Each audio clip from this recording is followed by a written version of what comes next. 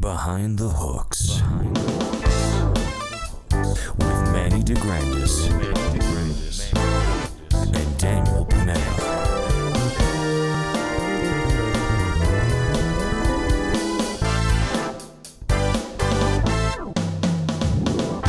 Well, hello. What is up, Manny DeGrandis? How you doing, Daniel Panetta? I'm doing good, man. It's a good day. It's a good day and it's a really good day because we have a special guest. Yes, we do. And his name is Mikey Hawdon. What's up, Mikey? Hello, fellas. How are you guys? Good. Thanks for coming on the show, man. Appreciate it. Yes. It is my pleasure. My pleasure. So, why don't you give us one fun fact of yourself there, Mikey? What's going on? Fun fact about myself? Yeah. Let's start off fun. No pressure. Oh my god. Manny no pressure. does this sometimes. He'll be like, okay, now you talk about you. The last guest, I was like, why are you here? After you said his name wrong. Yeah. Why are you here, Tony? So yeah, you know what? Let me specify. Let's talk about music since this is a music show. Let's talk about music history for yourself. When did you start getting into music, and what brought you into music? Yeah, that's fine. Oh, I can tell you. I mean, that's an easy one for me. It was Back to the Future. It was that movie. No way! That's awesome. Really? It was. Yeah, 100%. It was Marty McFly playing Johnny Be Good. That was, dude. That was I knew right there that was what I wanted to do. That's a explains a no-brainer. lot. That explains a lot. So did you geek out like most of us would and actually like go into the Chuck Berry thing after that and try and figure out what the original was, or was it just like the ambiance of the Marty McFly kind of thing from Back to the Future? No, it was.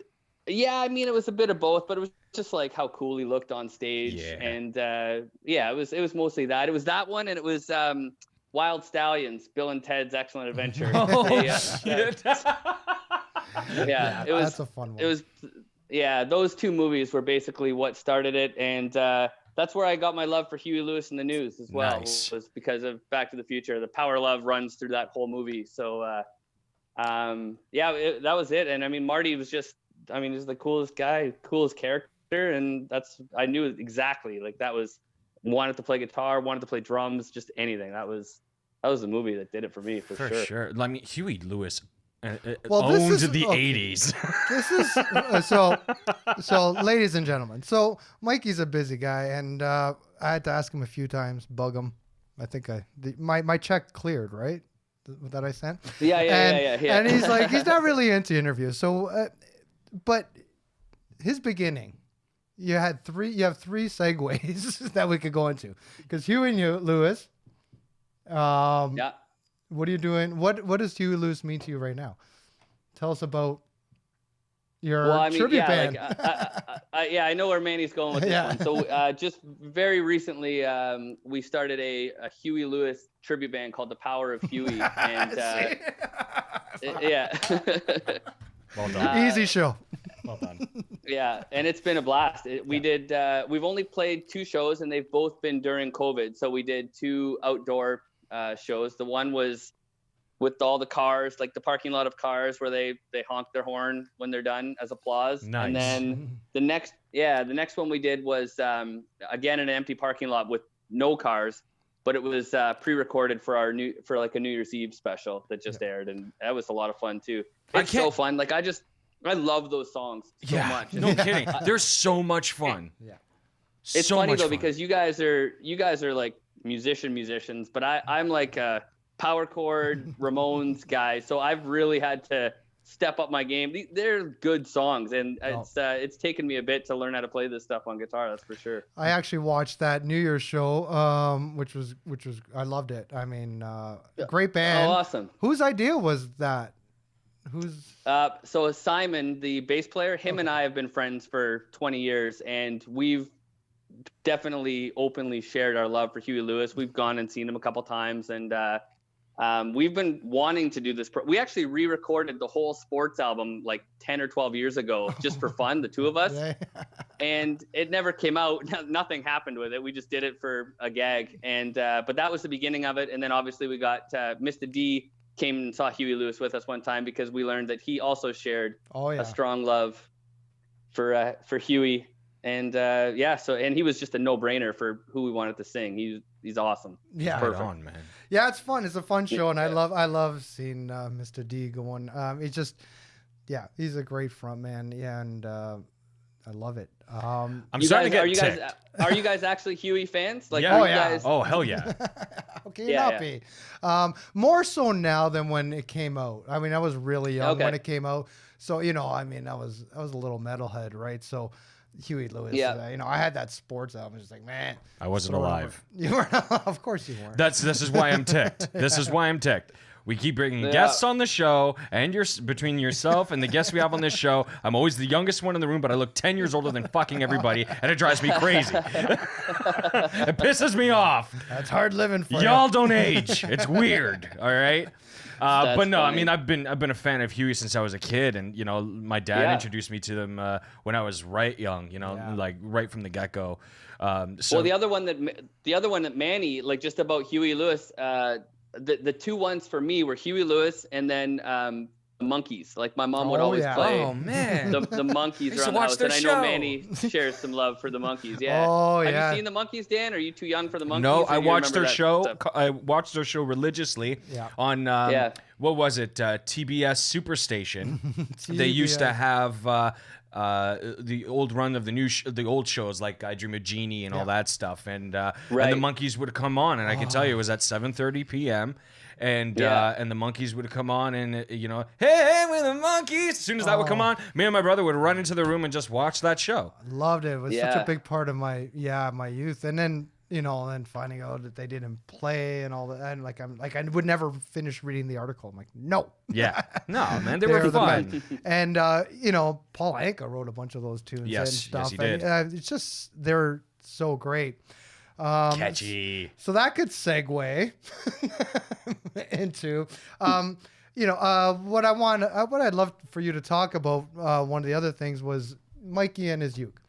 I know the story, but maybe not everybody. Well, Manny, knows you were my go-to guy for a long time there. When we needed some bass on some tracks, you were always you were a sure thing, Manny. You just. So isn't he always? Very appreciative.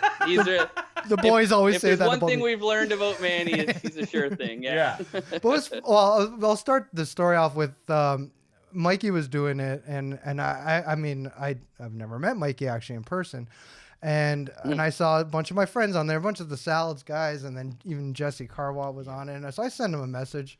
I'm like, hey man, if you ever need bass, and weeks passed by, obviously whatever, and then I'm like, oh, that's a bummer. It doesn't seem like. And then he sends me a message. He's like, hey, do you like the Clash? Should I stay or should I go? And I was like, that's not my favorite Clash song, obviously, right? But I'm like, yeah, for sure, right? And I'm like, woo. So then I got, and then that was my first one I did. And then by super fluke, just the way the timing and everything, when Mikey got Global News want to interview him, at that point, that day, one of mine came out. Dean was editing the next one that I was on, so I was on there a lot in your in your thing, and it was so great. And so tell me about how it started. I know you've said the story a million times, but tell us the story. No, it's a wonderful story. Yeah, it's funny, I guess. It's just like all of us musicians, just kind of trying to figure out what to do when everything just came to a complete standstill. And it was 2 a.m. My roommate was upstairs sleeping, and I just pulled out my ukulele from the closet a couple days before, and I kind of just wanted to see if I remembered any chords. So I was fooling around with it, and like I said, we were all freaked out about what was happening with COVID, and it made me play this song called Infected by Bad Religion. So I played literally maybe a minute of it, and just for fun, I posted it online at night, and then the next morning people had commented on it, kind of said, oh, that was cool, whatever. So then I just did another one the next day, and the next day, and the next day, and I ended up doing 100 straight, 100 days straight. But it was around somewhere in the early 20s Dean, who you also know, Manny. He's one of my closest friends, and he's been one of my partners on this whole Mike and his uke thing. He suggested, let's see if we could like collaborate. Like, you send me your track before you post it, and I'll see if I can add some drums on it. I think Electric Avenue was the first one that we collaborated on. He like added drums, and I mean, that was just it. That was the beginning of all of this collaboration stuff. And now it's kind of, I don't do anything really ukulele related anymore. It's just kind of, that's the name. I just start each one out with a little bit of a uke thing, and now it's turned into these massive collaborations with just full bands. But yeah, that's how it started. 100 days straight of just kind of playing. I would just pick songs that were either, I don't know, like inspirational, or just songs that I loved, or songs that I knew people would get a kick out of. Like, I did children's songs, I did punk songs, and did a Spice Girls song, like just literally whatever kind of I was feeling that day, and people seemed to get a kick out of it. And it definitely was a way for me to keep busy during this very confusing time. It was great. I had so many of my friends like messaging me, when are you doing another one? When are you doing another? I'm like, when he calls, I'll do it. But what's great about that was, Mikey would send me, I was on his phone, and he'd do a minute or whatever of the song or less. So I'd play to it.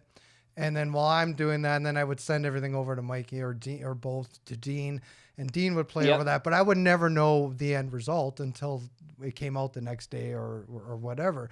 So, I'm like, okay. It's like a Marvel movie. It was hilarious. Yeah, it was hilarious. So one of the tunes was like Faith that we did. And I'm like, oh, cool. But Mikey would sing through it so we would know where we are. Right. So I just, okay, Mikey's singing this one. No. And then, and literally the part, baby, right? One of your friends who I don't know, there's this baby on the camera, baby. Yeah. And then she like passes the baby over. Right? Just like, and it was like really cool. It looked like she threw it. We all know she did it. That's my friend Janet, who's got just an incredible voice. Again, like that's the nice thing about this, is I get to play with musicians that are just light years ahead of me. Like, Janet's got one of the greatest voices I've ever got to like work with, and she used to play in an a cappella band in Toronto called A440. And they're just incredible. Remember A440. Holy crap. This is why I have a singer here. That's awesome. Oh, nice. Yeah, so Janet's from that band, and but that's the thing. Like, I didn't even get to see the final result until Dean was like, I would just send him everything, and then Dean would send it back, and I would just pray that it was good, and we would like edit some things. But Dean's been a massive part of this whole thing. Like, he right from day 22 or 23, whatever it is. Yeah. It was so cool. And now I've became friends with Amy and Paige, and it was so cool because we did the Johnny Thunders tune, and I just I love that song, and I was just like, oh my God, you picked that, is amazing. And then you and Paige killed it. We had her on. I really liked the Robert Palmer one we did. Well, another funny story about that was so Robert Palmer tunes down, but we didn't tune down, or you played it in standard, but I wanted to hit the low E flat.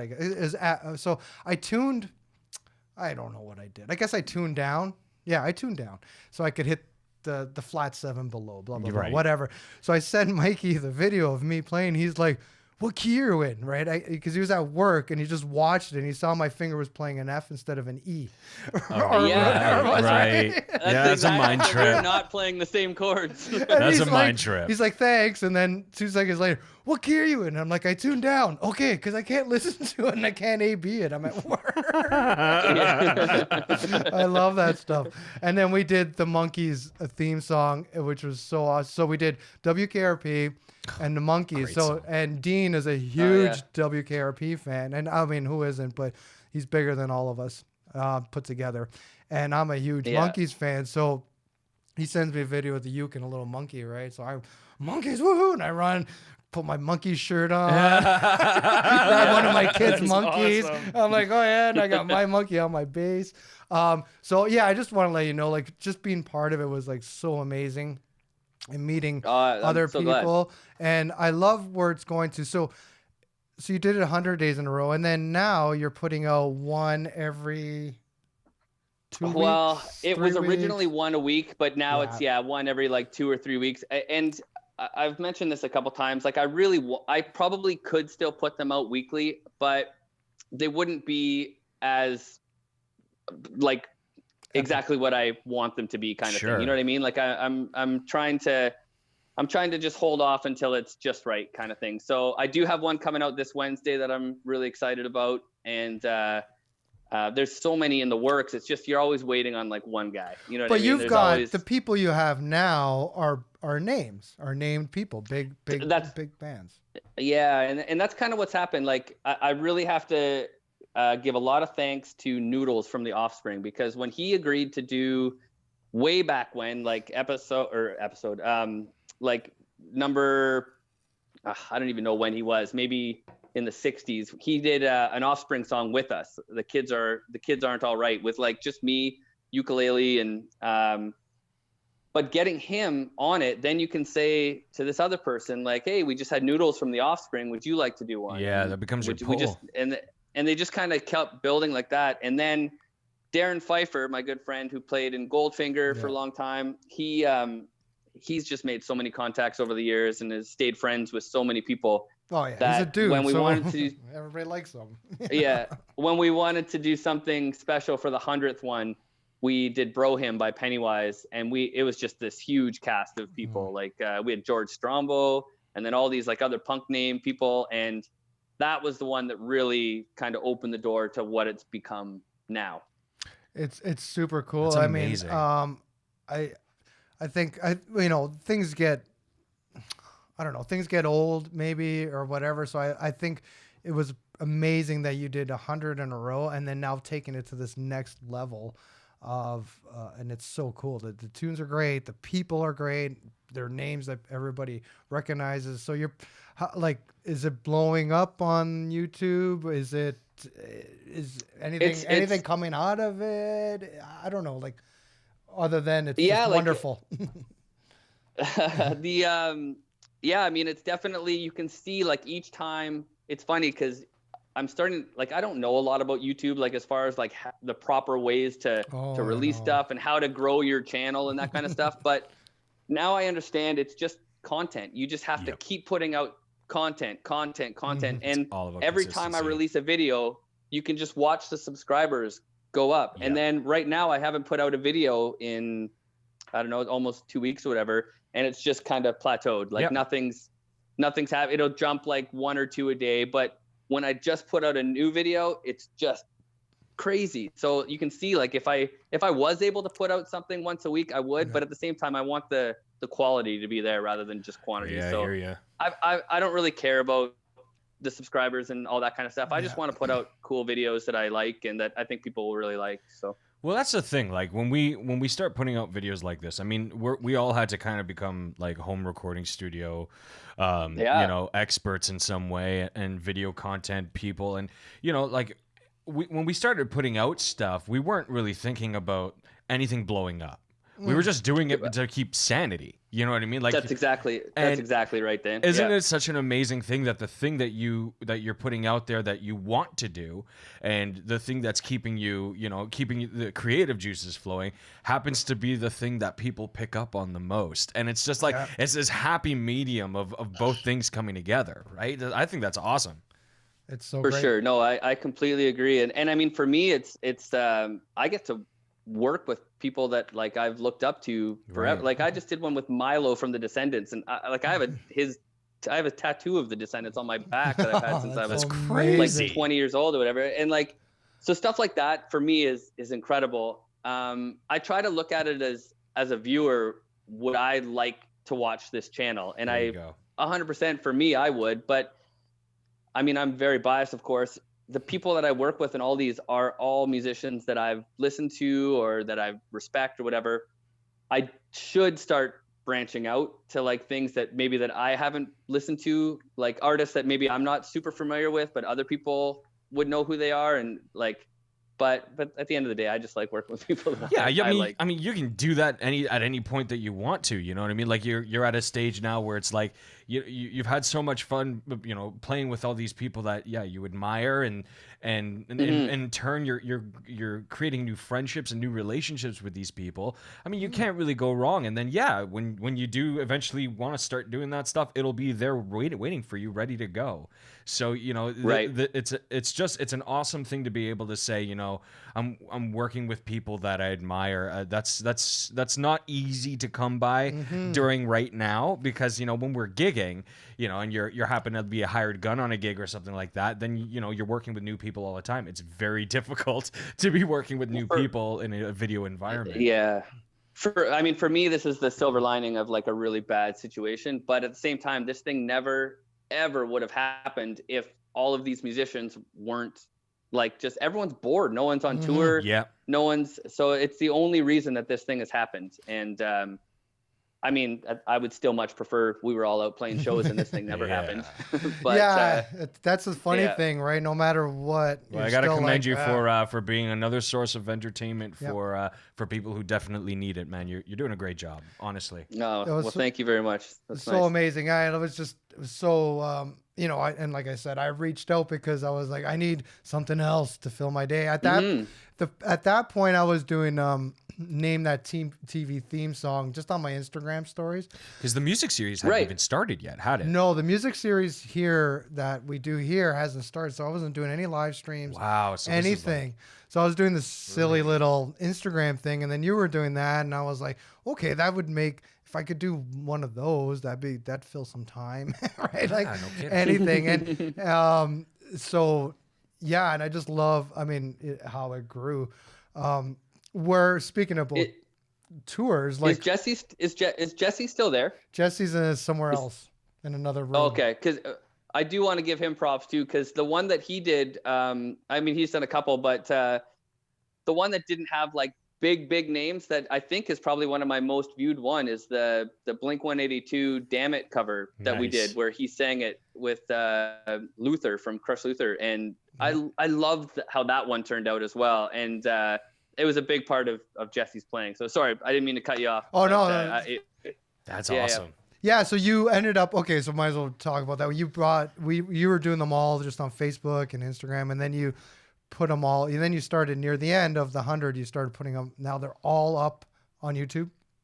That's all right. The old ones? That's exactly right. And all the new ones? This relates to me not knowing how social media, like how the best way to, it's such a weird learning process, and I still have definitely not figured it out, but like, I'm mainly just putting everything on YouTube and then Instagram.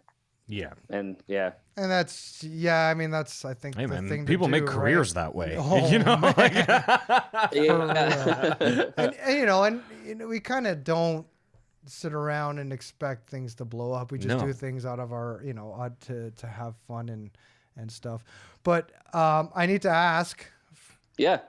What's your favorite one? Back to the Future. My favorite the one. Favorite one. Back to the. That was the other segue. Was that I know Mikey? Like I knew Mikey was a huge fan because he's got pictures with every single star. Amazing. But he got to play with. Oh, Harry Waters. What? Harry Waters Yeah. Jr. You didn't see that? No. That was huge, man. Holy crap. Okay, I'll show you when it's done. That was a fun one for sure. Yeah. It's so amazing. The craziest part about that one was that I had to call him to like walk him through how to do it. And I was on the phone with him and he was like, oh, just give me 1 second. And I'm like, okay, don't like pretend this isn't Marvin Berry right now. So this is blowing my mind a little bit. What's so cool is they all dressed up. Chuck was on bass. Was it Dean? Dean was on drums, and you guys all wore suits or tuxes, and you all looked fantastic. We kind of just dressed up a bit, and then and then looking back now, I would love to do it again, like the full song with the full, like all of us playing big and loud. But for what it was perfect. Like it was a dream come true for me. Like I got to play Earth Angel with the guy that sang it in back. Dan's melted. I'm drooling.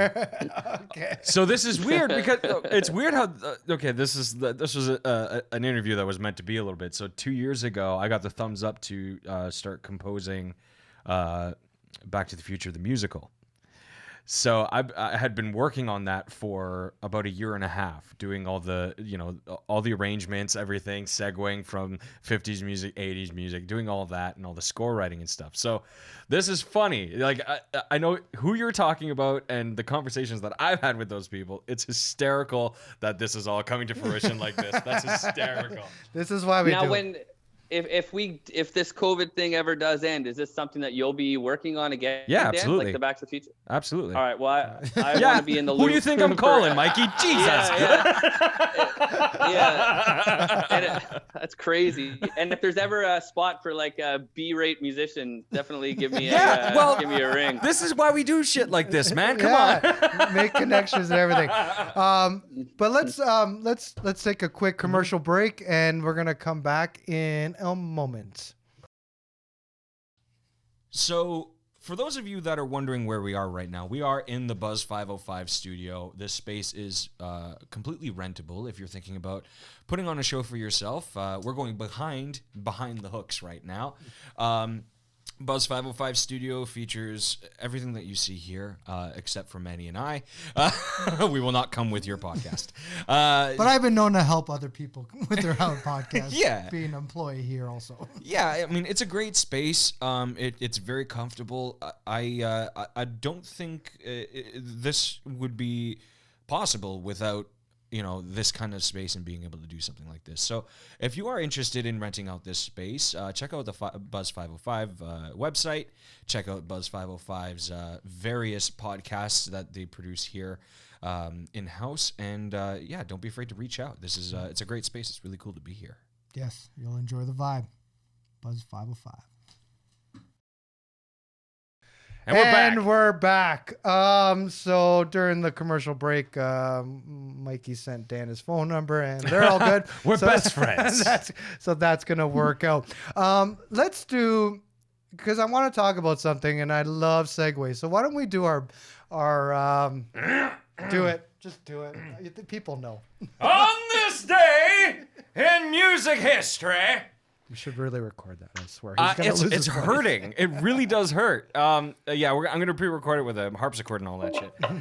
So on this day in 1957, one of my favorite artists and favorite bands, Bill Haley and the Comets, started their first rock and roll tour of Australia, playing 2 sold-out nights in Sydney. Now, at that point, Australia was not listening to rock and roll live.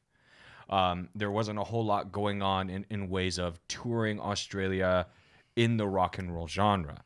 So Bill Haley, 1957, you got to think who was out already in the rock and roll world, and Australia was just being deprived of it all.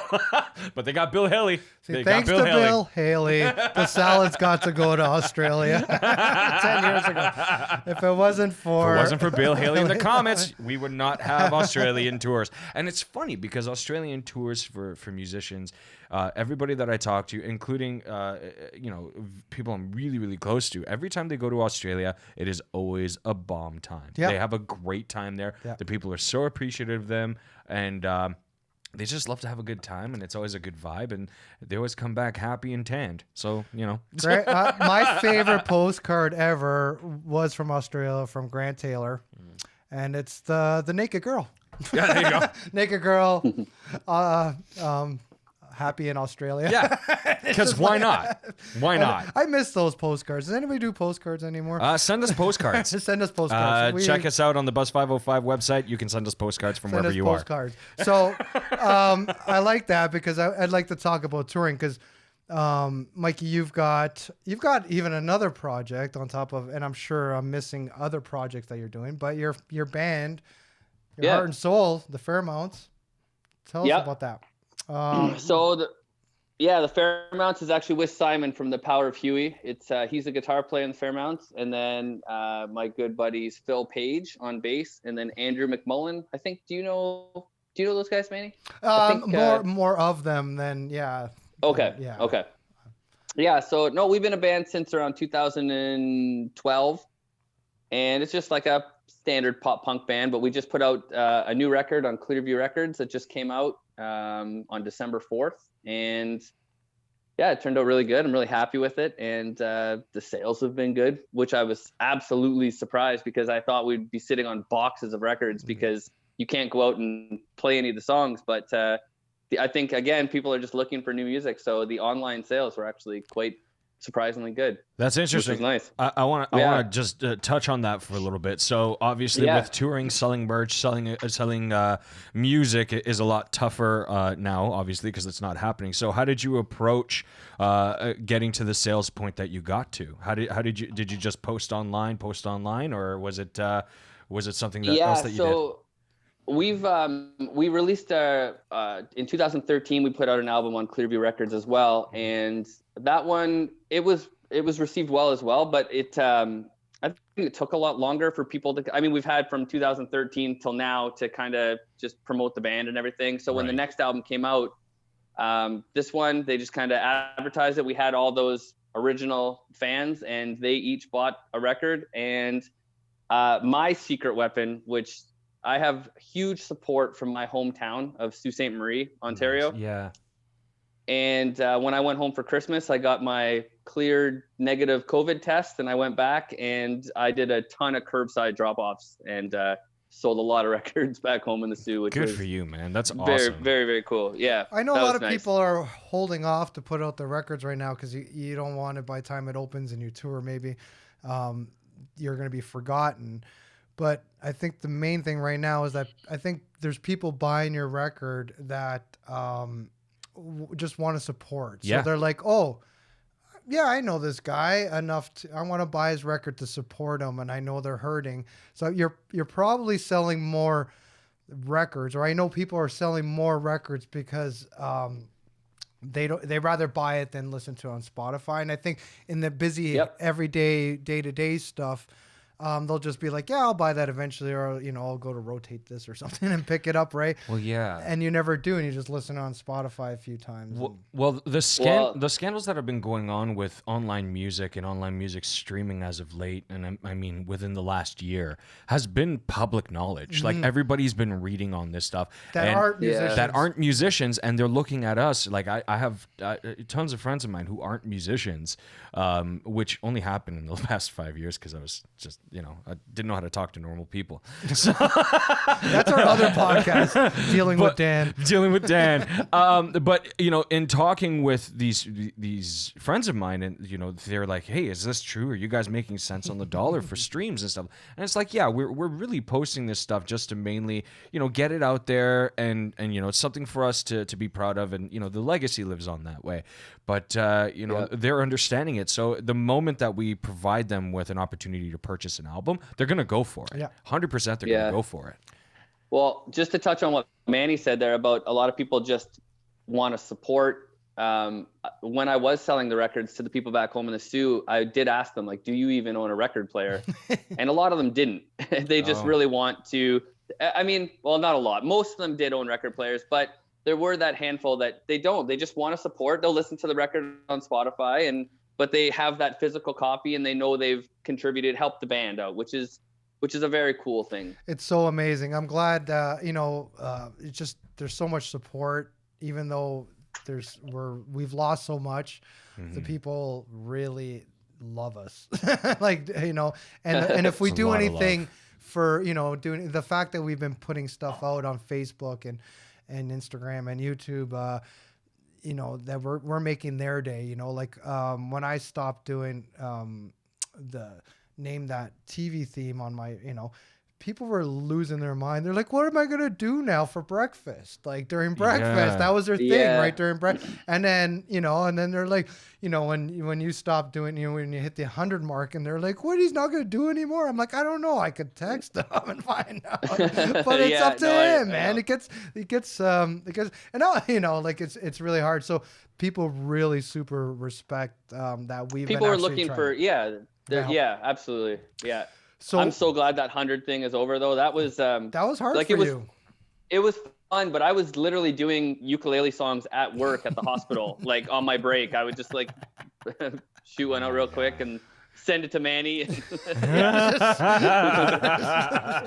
it to Manny. Yeah. Well, that's the funny thing. People don't understand that this is what we do. Like we'll do everything possible in order to get stuff out there to their liking, to the people who are supporting us, to enjoy. So, this is why Manny and I started this show Behind the Hooks. That way people can understand what actually goes into creating songs, what goes into being a hired player, what goes into creating a record, distributing a record. Like, there's a lot of work that goes behind it, and there's a lot of stuff that people just don't understand. And it's important for us as musicians to open the veil so that way they see this is a lot of work. This is a lot of work. And a lot of the time it's an unpaid thing. But we do it because we love it so much, and we appreciate people who support us and the ones who I can tell you what I did today on my one day off of this week. I got up at 9:00, which I slept in, which was nice. And I came out here into my living room and I shot 2 videos that just the videos that I have for some upcoming ones. Then I went and met Dean at Islington Rehearsal Factory, and I recorded 6 guitar tracks for some upcoming ones. And then I rushed home, and now I'm doing this with you guys. And then after this, I will finally maybe do some laundry. We'll see how tired I am. But that's like you said, there's just. But I love it. Of course, I love doing it all. It's like every part of that I enjoy doing, and I'm happy to do it. But yeah, it's definitely time consuming. It's a labor of love. When I get home, that's it. And when I get home from doing laundry, I'll be on my phone sending out 1,000 messages, trying to make sure I get the videos sent in and try and get new people on board. And it really is never ending. But again, it's what I want to be doing right now. Yeah. So what are in a perfect world? You released your record. What would have happened, or not a perfect world, what would have happened in 2019 if you put out the record as you did on December 4th? What would generally happen for your band normally? Well, I mean, the Fairmounts have never been a touring band. We're all adults with jobs. It's not like when you're a kid, we should all get a house together and just what do you mean?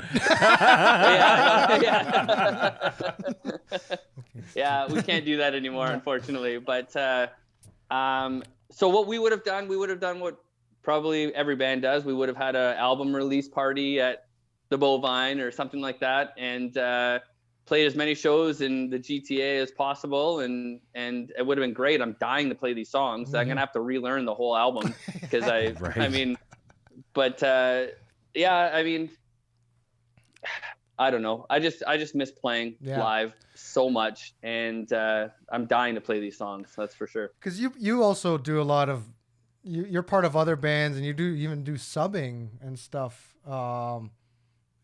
Even though you're mainly an original player and original band player, but you do a lot of you'll fill in with bands, and I mean that's probably Huey Lewis is probably your first cover band, right? Copy band. No, okay. No, we've got I try to keep busy with mostly with just music that I love. So the Fairmounts is my original band. And then Amy, who you've done some. We have a AC/DC tribute called Amy DC. Yes, and that's amazing. Yeah, it's so cool. Yeah, and it's so much fun, and that's with Dean on drums and my friends Paul and Lee playing that, and I'm first sub. I'm first bass sub on that, right? What's that? Sorry. I'm first bass sub. So if your bass player can't do it, you're gonna call me, right? Oh yeah. Okay, yeah. That's how I Definitely. do. It's on tape. Yeah. It's on tape. That wasn't subtle at all. Yeah. Carry on. Sorry, did somebody interrupt? And, so yeah, there's that one, Amy DC, and then Darren, who's been in a lot of these things. My friend Darren Pfeiffer, we have a Green Day one called the Dookies that we play. That's right. A couple times a year. That one's a lot of fun, and then of course the Gabba Hayes where we do Ramones, and that one's wicked. Yeah, it's basically just bands I love. All the bands I grew up listening to: Green Day, Huey Lewis, AC/DC, and the Ramones. So ain't nothing wrong with that. we'll start a Monkeys tribute one sometime. Manny. Okay, I'm in. Yo, I'm serious. I'm in. I'm in. Oh man, their tunes are so good. I'll even grow my hair out for it. I don't care. So good, so great. So you know what's next in Mikey's life? I know you got more Ryuk videos, which we'll post a link to and whatnot. And I mean, we're all waiting, right? For sure, yeah. No, there's some upcoming ones that I'm really excited about.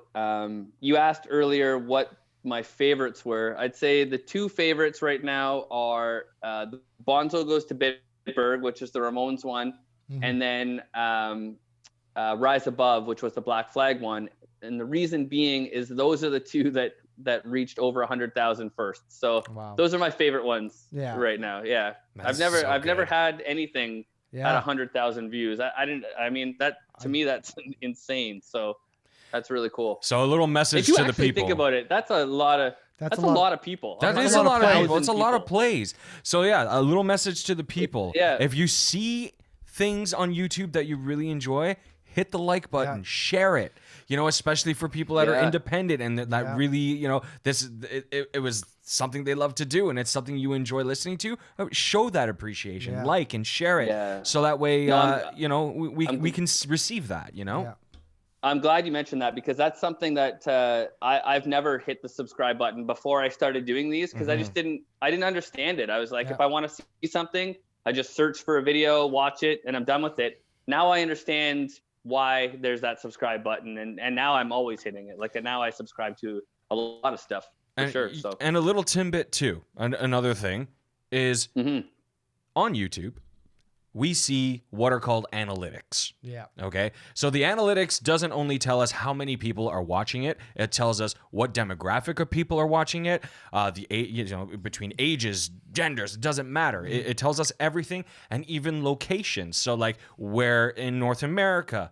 And what that tells us is the majority of people that are viewing that tells us where to tour next. Yeah. So obviously with COVID, that's not happening. But when this all breaks through, wouldn't it be nice to have a room filled with people that, you know, we can go and we can chill with you guys. And there's, you know, it's worth it for us to go there because, you know, we're not going to be losing money, obviously. But that's why the analytics are important. So when you subscribe and like something, we see it, we take that into account, and it brings us to you faster. Yeah, for real. Yeah. Yeah, exactly what you just said. Because of that Bonzo Goes to Bitburg cover we did, it featured Nicola from the band Millencolin, who are a Swedish band. They're from Sweden. I have sold so many Fairmounts records in Sweden now, and amazing. It's completely 100% because of that. It sucks because of the shipping, but I fucked up a little bit with that. But I'm so happy that, I know you get so excited. You're like, yeah, I'll ship something. So yeah, it probably cost you $2 at the end of the day. Like after, so worth it though. It's so worth it. Or $5. Yeah. So yeah. Hey, another thing that I really want to mention that I forgot about is like the reason that these videos are doing the way they are is yes, there's like obviously big name people in them and they're cool songs, but Michael Krusty is completely responsible for making the video look like a music video almost. You know what I mean? Like the editing that he does, he puts in all these crazy filters, and then he's the one that hooked me up with Steve Risen, who does all the mixing and the mastering and makes them sound like most of the songs are on Spotify now, and they sound like the same quality as like the other one. And it would never be like that if it was just me in like our uke videos. Like they were super fun to do, but you can tell they're done at home. You know what I mean? So I got to give that's basically the Mikey and his uke team right there. Yeah. I kind of come up with the idea of like, okay, I'd like to get these people on it. I want to do this song. Darren Pfeiffer, my buddy, he helps me with like same thing with the lineup, kind of the contact, like getting a hold of people. Michael Krusty, 100% responsible for why the videos look as incredible as they do. Steve Risen, 100% responsible for making them sound the way they do. And then Dean has been there right from the beginning. Just he does all the like the website stuff, the flyers, and basically anything that needs to be done. So yeah, we've got a really, really cool crew behind it.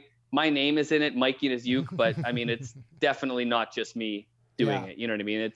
There's a whole team that that goes behind it for A sure. humble man, a humble man. But isn't it amazing? Like, you know, if you think back to when you pulled out that uke and blew off that dust, that, you know, like, So crazy. Like you that, never to actually know, think man. like, yeah, that's literally, know? it was just like such a stupid little thing. And yeah, it went from there to what it is now. And yeah, You went viral, it's buddy. wild. That's Yeah. literally what it is. You went Kids, viral. don't, you know, Yeah. don't. And it's nice Question it, seeing just it's, do it. it's nice seeing something good go viral. And Yes. what you're doing is really, really great, man. Love the grassroots part of it. Love how many people you involved in the Toronto scene and hooking up. I just, you know, made friends out of it, and other people have made friends out of it. It's so great. And then to go to this, it's like so well deserved. And keep I on. wish I had the I wish I had the total number right now, because my mom is the biggest Mikey and his Uke fan, and she actually calculated the number of musicians that have been a part of the series, like from 1 to 100 and then so on, and it was insane. It's insane. How Wow. yeah, like it's well into the I wish I could. I'll have to get it. We'll have to put it in the description or Yeah, something we'll later. put it on all that yeah. info in our description for sure. But yeah, it's bananas how high it is, and just like you said, like it's been so fun because I'd never met you before, Manny, but Yep. it was because of this that that happened, and now that I like knowing you, Manny, now I'm gonna get to be in the Back to the Future musical because of Dan. Yeah. So I mean, it's so That's you can see how this works. It's just that snowballs. project. Honestly, it took forever. I basically did everything I could do. And then the world fell apart, and I couldn't do any of the demo pitches or anything like that I wanted to do.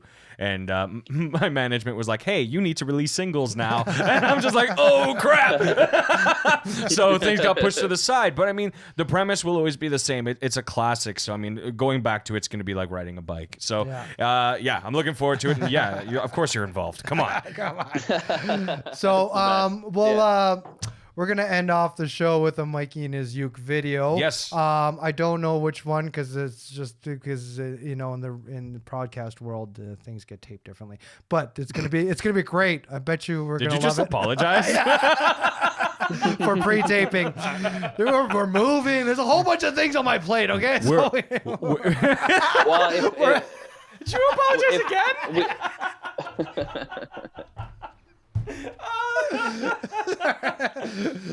So what's the next one that's coming out? Or you don't want to say? next? It's okay. Yeah, the next one's gonna be a cover of "The Middle" by Jimmy Eat World. Dope. That's it. So that's the one that you're gonna hear because by the time you know. Yeah. stuff. Stop apologizing. But yeah. FYI, I know how to play that song. We talked about it in our last podcast. I know the harmonies. I actually, I played that on the Stony stage trying out for I think Fifi Dobson. So that's the We did one. talk about we that. talked about the middle. Oh, is there a little hatred in your heart for that? No. No, I could have been like, yeah. I saw Jimmy Eat World at a festival once down Yeah. in where was it? I think down in Niagara. They were playing with City in Color. They were playing with like a bunch of Canadian artists, and they were awesome. Everybody was waiting for them because I think it was their first time going up on stage since the early 2000s, and you know everybody was singing the middle, and like it was such a good time. It brought back so many memories. It was It's awesome. just fun, right? cool. I just love fun bands, right? Like when you're like heavy musician and chords and notes and blah blah blah, and then it's like that's amazing. That stuff's amazing, Sometimes and the the kids love simplicity it. is awesome. And That the whole place goes the wild. The middle specifically is just such a great. It's literally 3 chords. It's D, A, and G for the whole song. I knew It's that. got a big, awesome sing-along chorus, and Then it goes to G to those A are and my the- favorite kind of songs. It was the perfect That's recipe right. for a hit. It was the We perfect get recipe it, for a Manny. hit. You know how to play the song.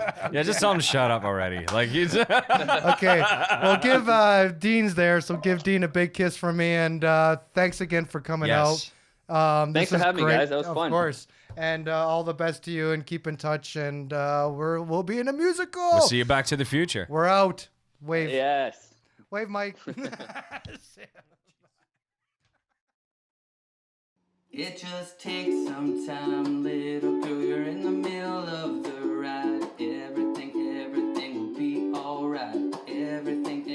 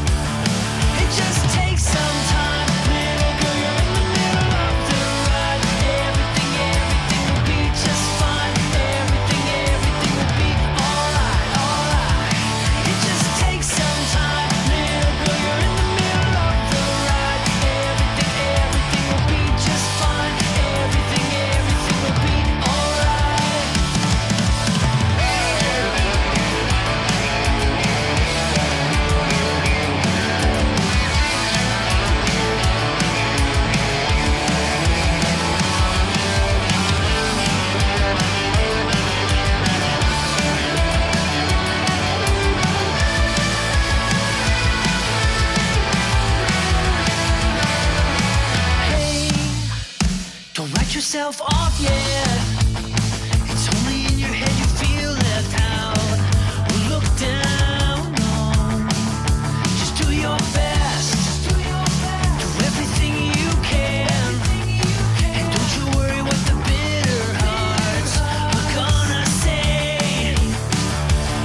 It just takes some time. Little girl, you're in the middle of the ride. Everything will be just fine. Everything will be alright. It just takes some time. Little girl, you're in the middle of the ride. Everything will be just fine. Everything will be alright.